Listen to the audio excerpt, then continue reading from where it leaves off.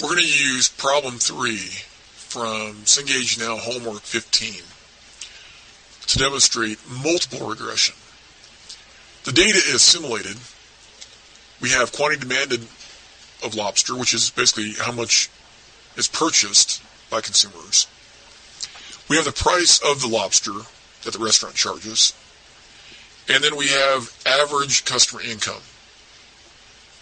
So we're going to copy the data and paste it into Excel.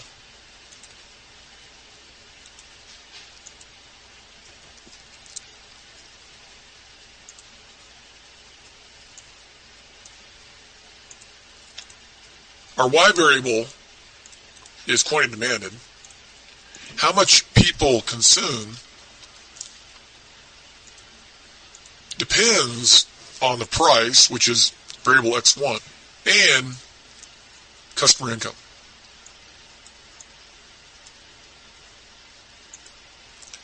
So we have multiple regression because we have two X variables. And we use these two X variables, which is our model, to predict the quantity that our customers are going to consume. Now, going back to Cengage Now, the first question is to compute the means of the above variables to do decimal places. So I'm going to calculate the means.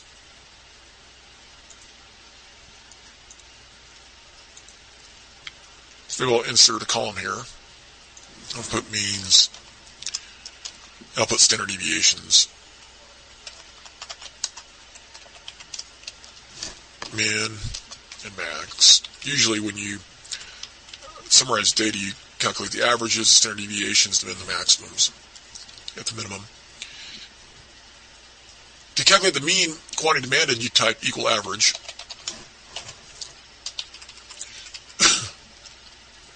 So calculate the standard deviation. You type stdv.s for sample, S for sample, then highlight where the observations lie. For the min, you just type equal minimum or min. For max, equal max. And then I also want the correlations.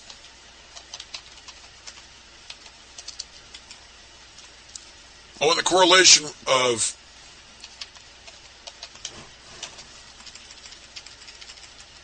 quantity demanded versus the correlation of lobster price.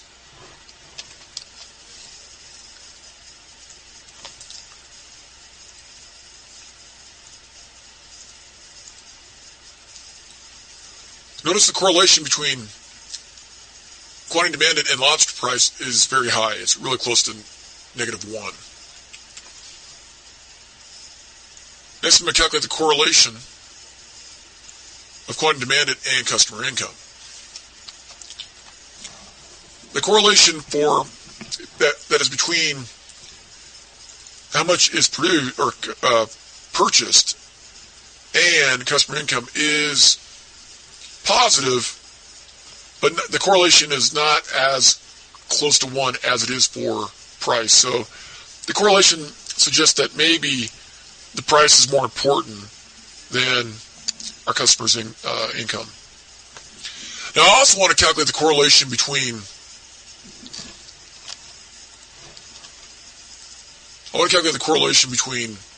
the x's. The correlation is between the two x variables.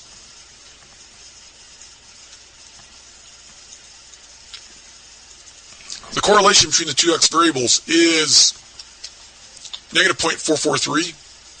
Now, that correlation is large, say -0.9 to -1 or 0.9 to 1, then there might be a multicollinearity issue. When the correlation of x variables gets above 0.7, multicollinearity becomes a problem.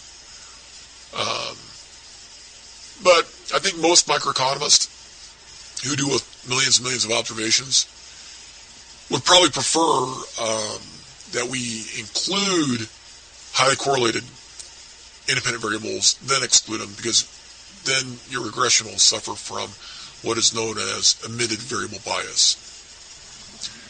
Okay, now that I got the means, the standard deviations, the min, the maximums computed for quantity demanded, I can very easily compute the same for lobster price and customer income. So the first mean I need is the mean quantity of lobster.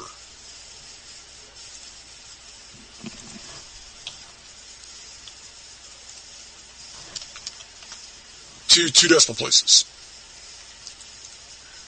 Copy the mean lobster price. And then copy the mean customer income. Okay, so that should be all correct. Now I need to use Excel to perform multiple regression analysis. And I need 5 decimal places for all but the degrees of freedom calculations. So I'm going to go do multiple regression. So I'm going to maybe put a box around this to indicate that this is a table. And then this up here, I'll make that yellow because that is our y variable.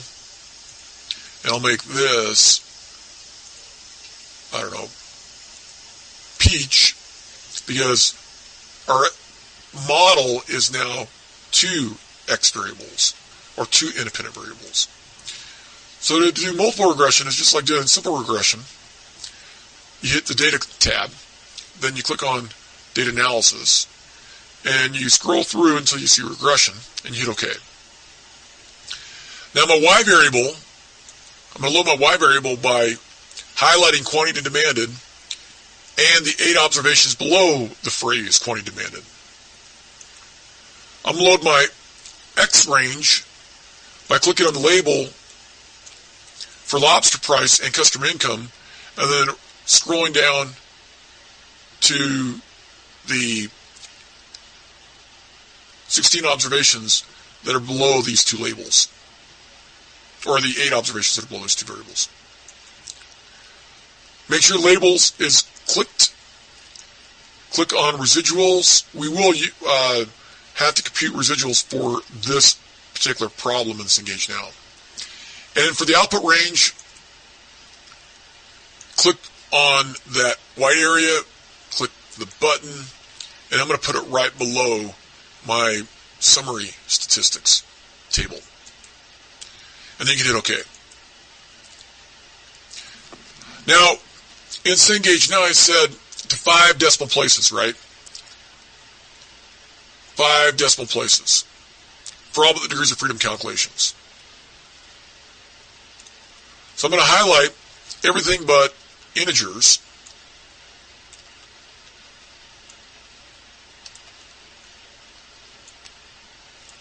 And then I'm going to shrink the number of decimal places to 5.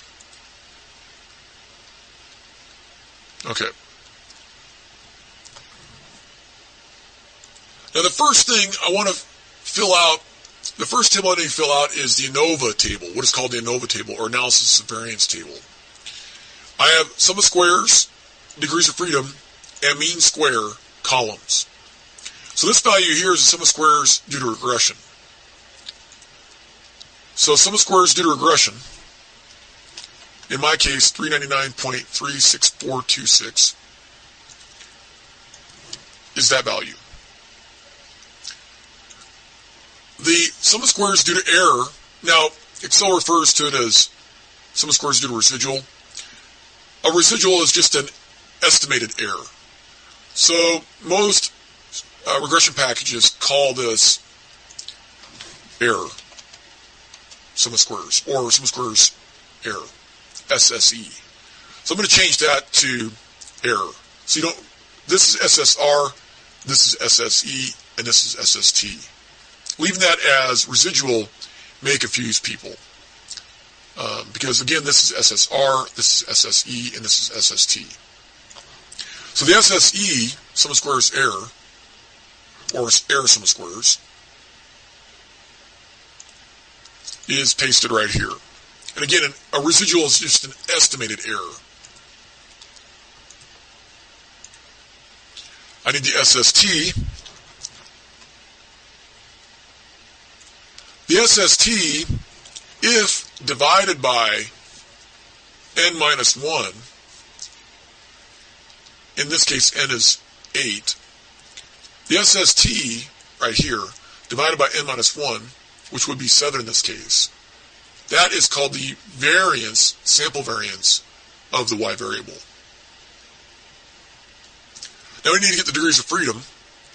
Excel likes to put them in the column before the sum of squares. It likes to put them in the first column. I prefer to put them after the SS, sum of squares column.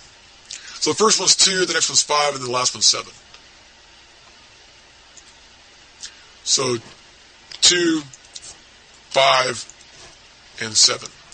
Why is this 2? Well, how many x variables do we have? We have 2 x variables. So that's why that is 2. Why is this 7? Well, we have 8 observations. Here's observation 1, observation 2, yada, yada, yada, observation 8. 8 minus 1 is 7. Again, if I take the SST and divide by 7, I get the sample variance of the y variable. I'll get the sample variance of this. Now, why is the error degrees of freedom 5? Well, again, we have 5 observations. 1, 2, 3, 4, 5, 6, 7, 8. And we've estimated 3 parameters. We're going to estimate the intercept, the coefficient that goes with lobster price, and a coefficient that goes with customer income.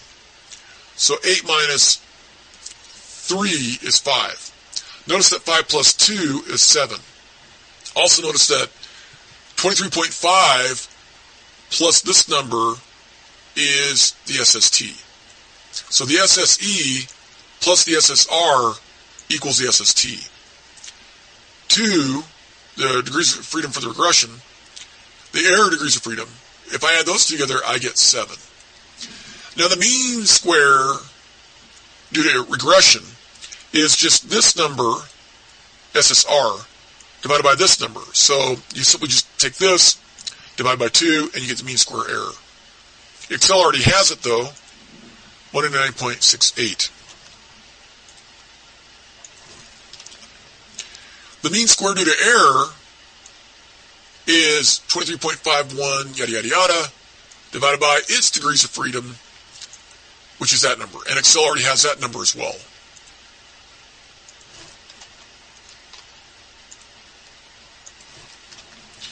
The f-stat is a ratio of variances. This is an estimate of variance, and this is an estimate of variance. You can think of this as the variance of the y-hats. You can think of this as the variance of the predicted quantities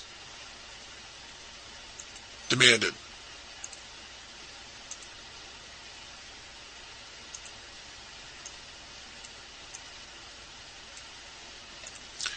So these right here are the predicted y's. And notice that they're really close to the quantity, the actual quantity demanded.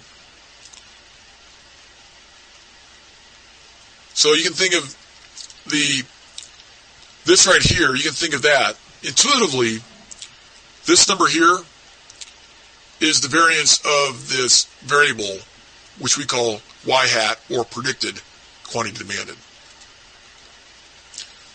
And you can think of this as the variance of the errors, or residuals.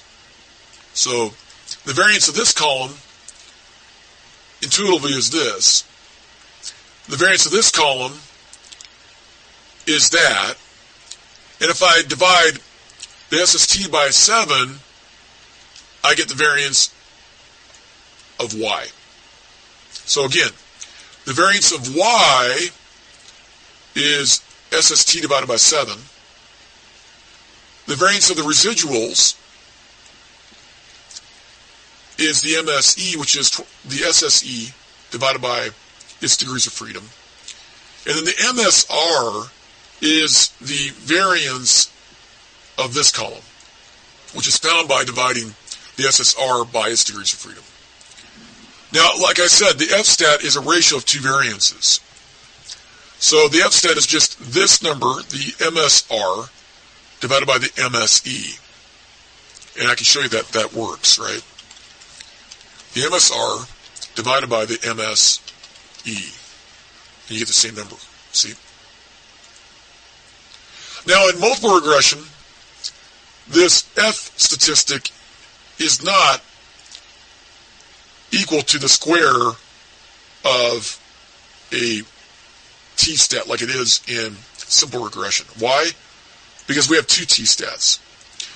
However, you can kind of think of it as, if I square both these numbers, and I kind of like average it, think about it as an average, or maybe the sum of these two squared.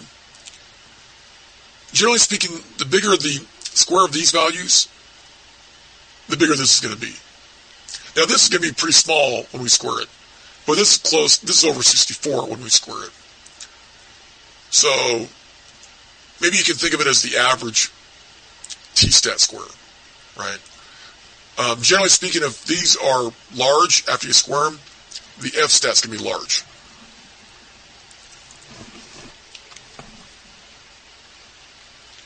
Okay, so I need to copy the f-stat into my Anova table in Cengage Now. My Anova table is now done. I can go fill in the coefficient table. In the coefficient table, I have B0, B1, and B2. B0 is the intercept or constant.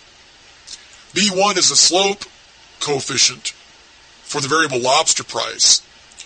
And B2 is the slope coefficient for customer income. This value is the estimate of beta 0. This value is going to be the estimate of beta 1, and this is going to be the estimate of beta 2. We're going to go ahead and get those. So the intercept is 107.7 yada yada yada. So B0 is 107 point yada yada yada. That is an estimate of the true beta 0, which we cannot know. Only Greek gods know the values of the Greek letters. B1 is negative 0.85619. That is the estimate for beta 1, which would be the true value of the slope coefficient for lobster price, which we cannot know. But we can estimate it, and this is the estimate of that beta 1. The estimate of the beta 2 is negative 0.00106. That is B2. It estimates beta 2. Next, we want to get the standard errors. The standard error of the intercept is 5.38251.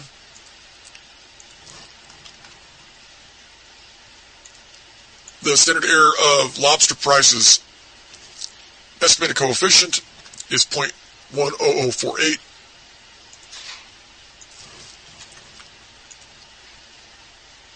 And the standard error of customer income's estimated coefficient is 0.00170. So you can think of these, and these coefficients, these estimated coefficients, are analogous to the X bars, the simple means we computed in Chapter 9 to estimate mu, the true population means. And these are the standard errors. So if I divide this coefficient by the standard error, I'm calculating the test statistic for a hypothesis that wants to know if these betas are equal to 0. So 107 0.7 minus 0 divided by the standard error is the test statistic. This minus 0 divided by the standard error is a test statistic. This minus 0 divided by the standard error is a third t test statistic.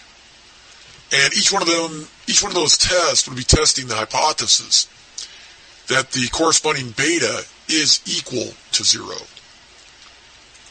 Now I can show you, I'm going to delete this part here.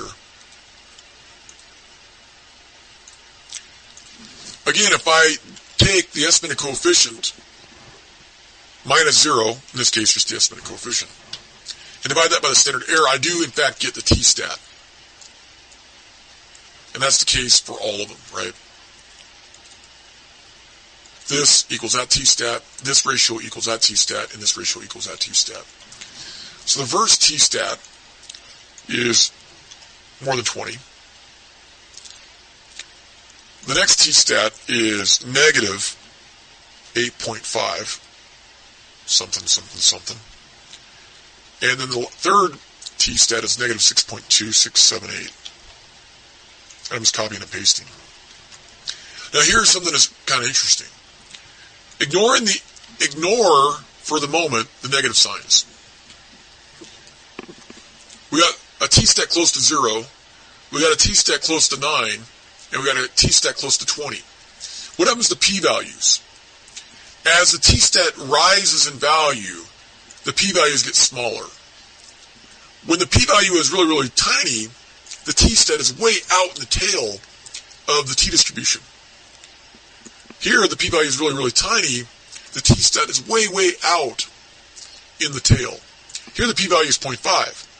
The t-stat is in the hump. And when the t-stat is in the hump of the t-distribution, this coefficient is essentially considered 0. When the t-stats are very, very, very large, these are not considered 0 in a statistical sense. Okay, what's the next thing we've got to do? We have to get the residuals. What are the residuals? Well, I had the residuals computed, right? So this is residual 1, residual 2, residual 3, residual 4, residual 5, residual 6, residual 7, and residual 8. What I'm going to do is I'm going to copy this stuff. I'm going to put it up here next to the data. Okay. And then I'm going to just double click on this number here. Or actually what I'm going to do is I'm going to do this. I'm going to take the observed quantity demanded and I'm going to subtract off the predicted quantity demanded. And the difference is the residual. You guys see that? And you can think of the residual as the estimated error. The model's not perfect. We are omitting important information. Maybe we're omitting where the restaurants are located. Maybe these are 8 restaurants. Maybe some of these restaurants are located in really affluent neighborhoods. Or maybe they're located in certain parts of the country. Maybe this restaurant is located in Maine, where there's lots of lobster. Maybe this restaurant's located in Utah, where there's not a lot of lobster. So we're omitting important information, which is why our residuals are not all 0. This is a measure of the error in the model for a particular observation. And we can finish calculating all these residuals that Excel has already calculated for us, right? So Excel essentially plugs this into our equation here to get the predicted value, and then Excel takes the observed quantity demanded and subtracts off the predicted quantity demanded to get the residual. So I'm going to go and delete that, and then go down here and get the residuals. I'm going to copy them one at a time into Cengage Now. And we only need 2 decimal places, so let's fix that first. So we only need 2 decimal places. So negative 150, first residual, The second residual is negative 160.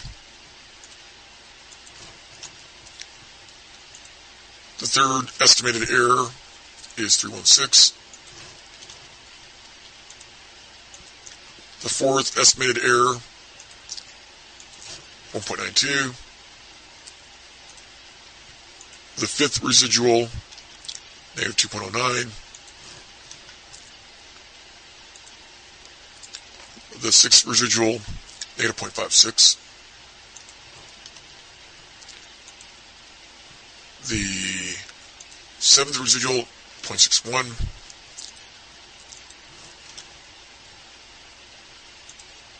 And the last one, 0.08, or 0.07, sorry. So the model appears to have done the best with observation 8. So this observation appears to be estimated, quote-unquote, best, where the worst observation is the third one. It has the biggest error. So this has the biggest error. And maybe that's in a affluent area in Maine or Massachusetts. So maybe we can include a dummy variable that would indicate whether the restaurant was located in New England along the ocean. And maybe that would reduce this error and that error. Now, I want you to sum the residuals. So what you're going to do here is right below this column, you're going to write equal sum. And notice that the residuals are 0. So we'll go back to engage now. And that's exactly what we expect, right? One of the error properties is that the residuals add up to 0, or the average of the residuals is 0. What does that mean? Well, anytime we have a large negative residual, we're going to have something that offsets it. Anytime we have a small residual, we're going to have something that offsets the positive one with a negative. So they kind of cancel each other out. Now, I want you to square each of the above residuals. So we're going to square these in Excel. So these are the squared, we'll call them squared errors. Squared errors.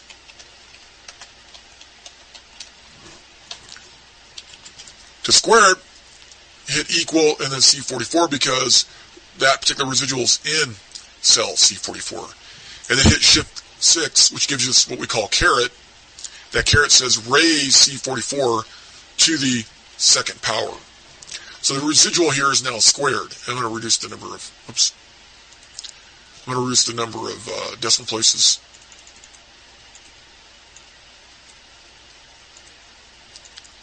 And then to get the rest of the squared errors, I just grab that bottom corner and pull it down.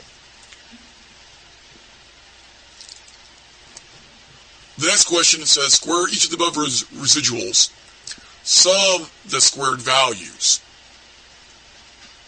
So we've got to sum them, right?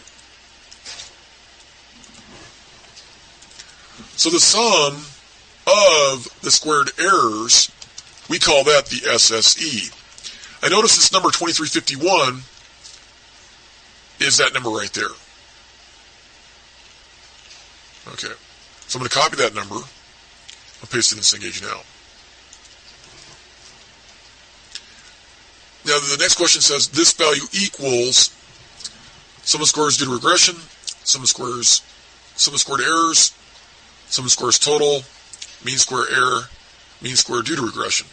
That's the SSR. It doesn't equal that, right? The SSR is that. Mean square due to regression? No. Mean square error? Nope. Sum of square total, SST? No. It equals the sum of squared errors. Which makes sense, right? Because how do we get it? We squared each of the residuals, or estimated errors,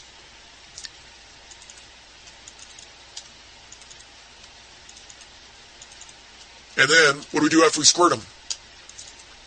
We sum them. So sum of squared errors. Nothing magical about that phrase. Now, the standard error of the regression is from the regression output table. Excel has standard error in two different places. It has standard error here, and it has standard error down in our coefficient table. This is the standard error of the intercept, the standard error of the first coefficient, and the standard error of the second coefficient. This refers to the standard error of the regression. So we're going to paste that right there. And we only need 3 decimals, right? Oh, some of the squared values, some squared errors needs to be 3 decimals. So I need to go down here, change that to 3 decimals. So 23.511. And the standard error of the regression needs to be in 3 decimals. So the standard error, these will shrink down to 3 decimals. So the standard error of the regression is 2.168. We're going to paste that right here. The coefficient of determination is the R square. The R square is 0.944. The adjusted coefficient of determination. Now, because the R square will rise toward 1 if you just add a bunch of unimportant variables, the R square has to be adjusted for this process. That's why they call it the adjusted coefficient of determination, or adjusted R square. If your goal is to make the coefficient of determination 1, you can just include a bunch of irrelevant information and you can get a high R square, which doesn't mean you built a good model. So you have to adjust for the number of variables that are added to the model. And the adjusted R square is 0.922. It's slightly lower than the R square. Okay. Now, in multiple regression, you interpret the adjusted coefficient of determination. In simple regression, you interpret the coefficient of determination. So we're going to use this number here to interpret how well the data is fitting the model. So we're going to multiply this by 100.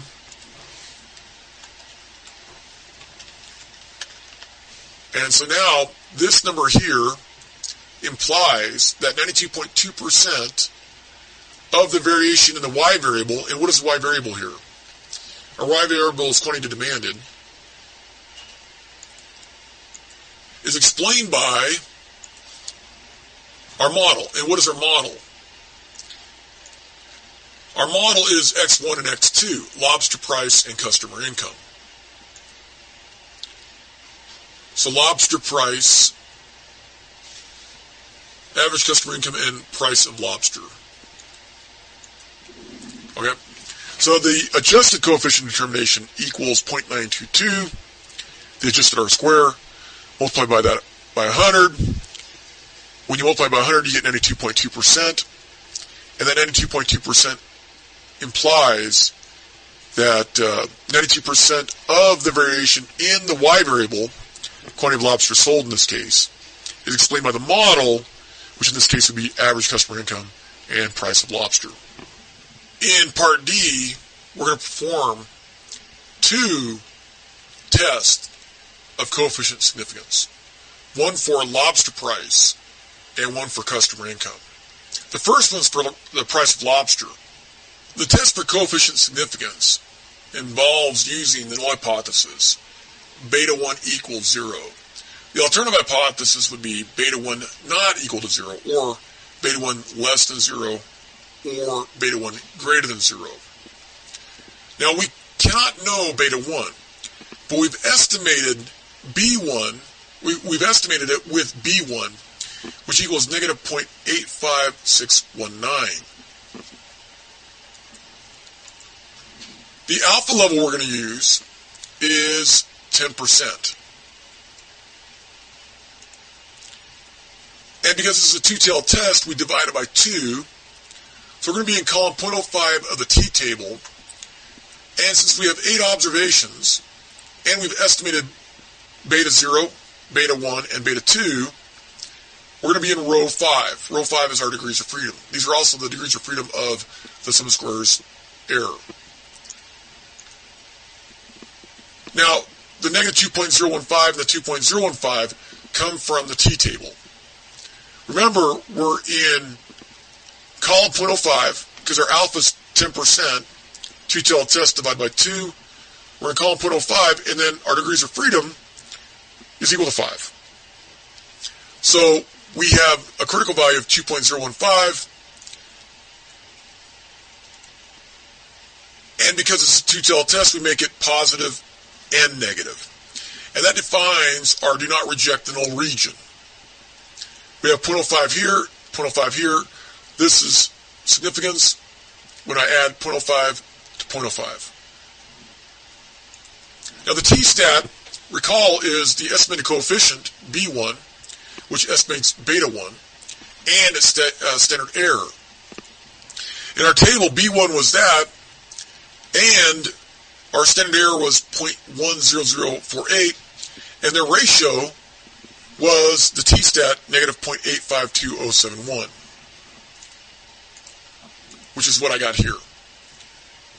Now, because negative 0.8521 is in the lower tail, the null hypothesis for beta 1 is rejected at 10% significance. In other words, because the test statistic is not in between the critical values, the variable price of lobster is not an insignificant predictor. In fact, it is a significant predictor. What that means is when the price of lobster goes down, we expect the quantity demanded of lobster consumed to go up.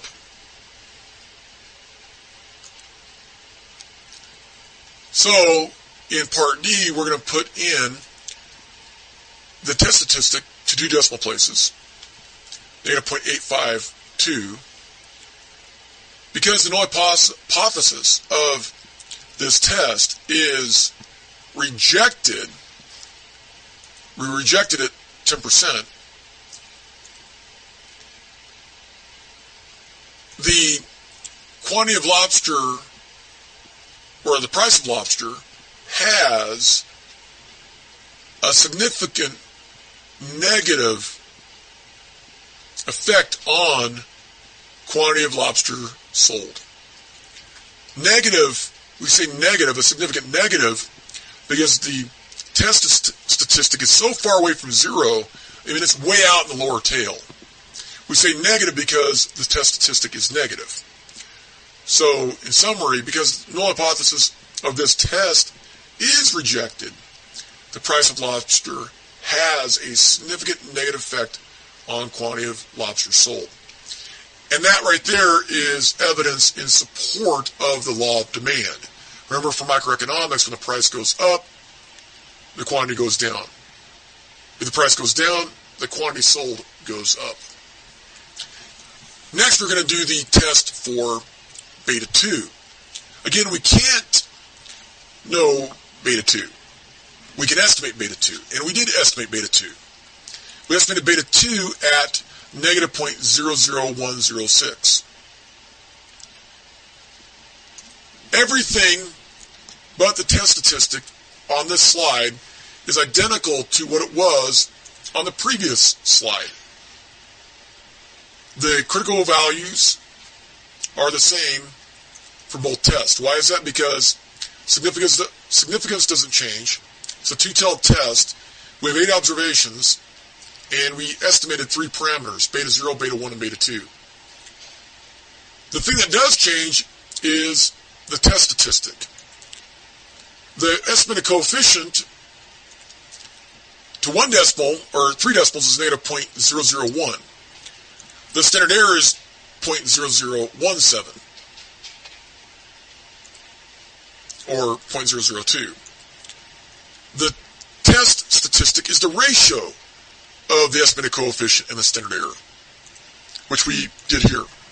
We took the ratio of the estimated coefficient for beta 2 and divided by its standard error, which yielded the test statistic. Now, because the test statistic is inside the critical values, the coefficient beta 2 is insignificant. In other words, customer income with my data suggests that customer income is an insignificant predictor of quantity demanded. Now, that may not be the case for your regression, because remember, we all have different data. So here, the null is not rejected at the 10% level. So let's go back to Cengage now and answer those questions. The test statistic for average customer income equals, what was it? To 2 decimal places?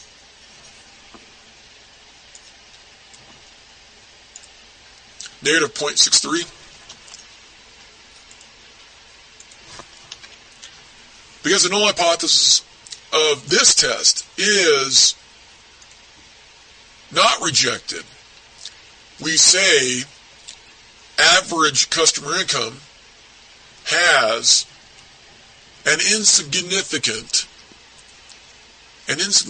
negative effect on quantity of lobster sold. Why insignificant? The test statistic is under the hump of the t-distribution. It's inside the critical values, but it is negative, so the effect is insignificant and negative. In part E, we want to test for model significance. The hypothesized true model is y equal beta 0 plus beta 1 times x1 plus beta 2 times x2 plus an error term. We cannot know the betas.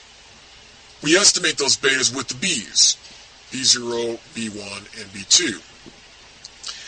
In this example on Cengage Now, our model is y, the quantity demanded, equal to a linear function of lobster price, x1, and customer income, x2. So our model includes 2 x variables. So when you're testing for overall model significance, the null hypothesis becomes beta 1 equal to beta 2 equal to 0. Now notice that beta 0 is not included in this test. Beta 0 is not included in this test because if this null hypothesis is true, then beta 1 and beta 2 are both 0, which would mean that beta 0 is actually the mean of y. It's beta 0 be the mean of quantity demanded. If that is the case, then B0 will be pretty darn close to the sample mean of y. But that is not the case here, is it? The sample mean of y is 81.88. B0 is 107. So this tells me that I'm probably going to end up rejecting this hypothesis. Now the f-stat, if you remember, is the ratio of what you can consider the variance of y hat and the variance of the estimated errors. And remember back in chapter 11, when we were testing the equality of variances. If these variances are equal, then the f-stat is going to be close to 1, which puts the f-stat in the hump of the f distribution. So the alternative hypothesis is, for this test would be that one of these betas is not 0. That's equivalent to saying that this variance is bigger than that variance. So the one way to state the alternative hypothesis for this model significance test is that the variance of y hat is larger than the variance of the residuals. That's equivalent to saying that the alternative hypothesis, beta 1 or beta 2, is bigger than 0. So the F test is an upper tail test, because we're essentially testing whether this variance is bigger than that variance. The degrees of freedom in the numerator is 2,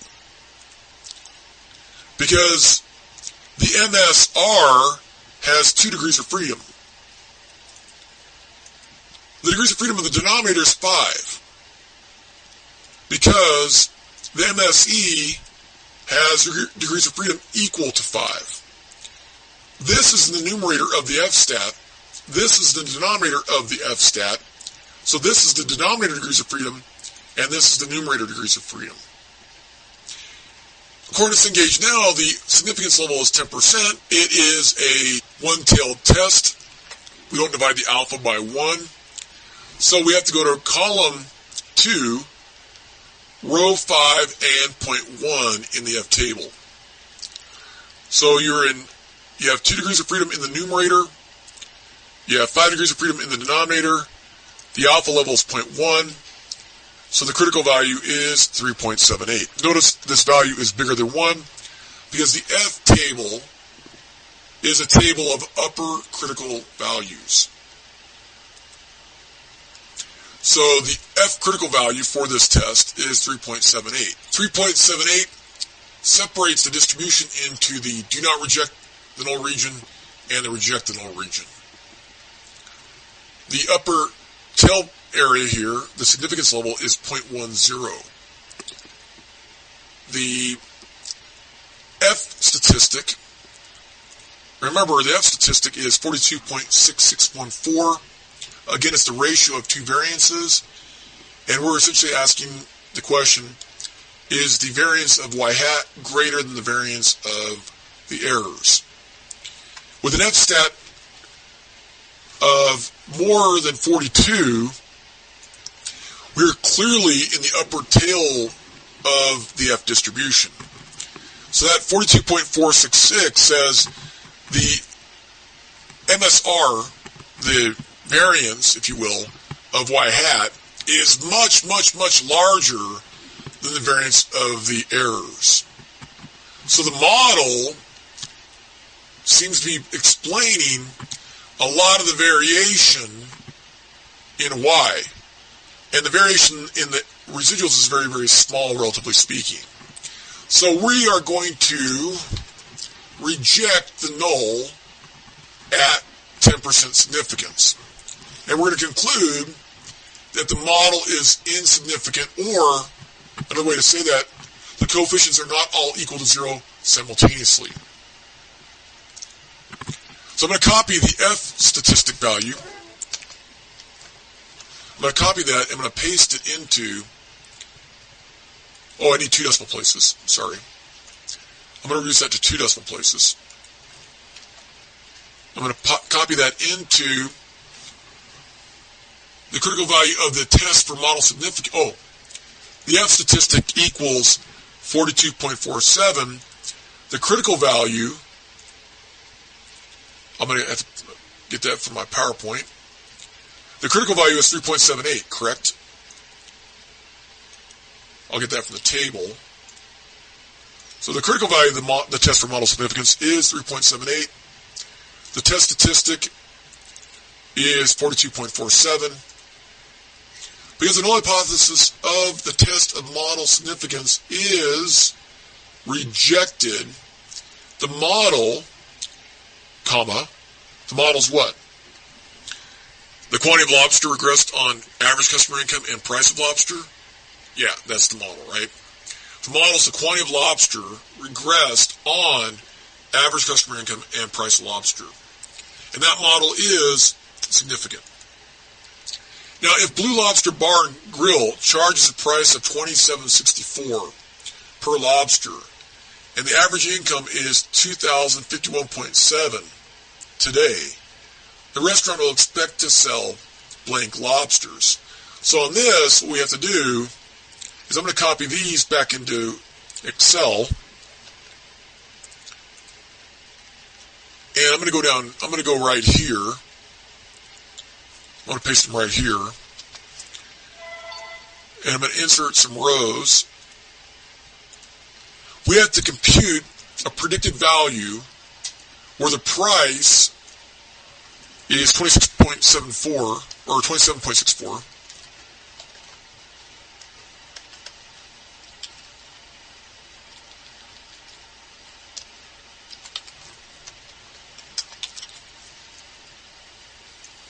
And average income of its customers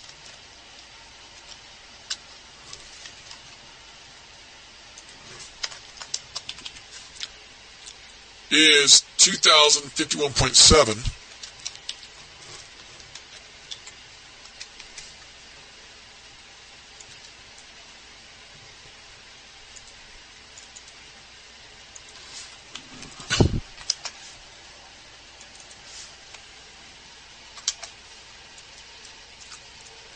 Okay, so these are the values from that final problem, correct? 27.64 and 2,051.7. Okay, so if the price is that and the average income is that, what is the expected quantity of lobster sold? Now, the way you do this is I'm going to hit equal, I'm going to go up to the intercept, and I'm going to hit plus. Then I'm going to go arrow up to the price of lobster, and I'm going to hit times. I'm going to multiply that price of lobster, the thing in the green box, by the lobster price coefficient. And I'm going to type plus, and I'm going to take the average income and multiply that by customer income's estimated slope. And when I hit enter, I'm going to get the expected quantity of lobster demanded, also known as Y hat. And I get 81.877. I need, we'll try 2 decimal places. I got to fix that. Check my work. Yeah, 2 decimal places works. We made a mistake up here. The test statistic is 42.47 to 2 decimal places, but we need 3 decimal places. So 42.466. So change that to 42.466. And then I think I forgot to put in the critical values of the test for coefficient significance. Critical values for the test of coefficient significance were 2.015. Right, from the T-table, correct? Sorry about that. So now, suppose instead Blue Oyster or Blue Lobster Bar and Grill had charged the price of $28.64 instead. The restaurant would have expected to sell how many lobsters? So all we got to do is notice that the difference between these two prices is $1. So I'm going to go back to Excel, and I'm going to change that to $28.64. And the expected quantity fell slightly, right, to 81.02. Copy in 81.02 that the law of demand holds. Notice the price was $27.64. The restaurant expects to sell 81.88 lobsters. But when the price rises to $28.64, the restaurant expects to sell fewer lobsters, 81.02. Now I'm going to check my work with the corrections made above. You can see that all the check marks are green. It gives you a really nice warm feeling inside when you get all those green check marks.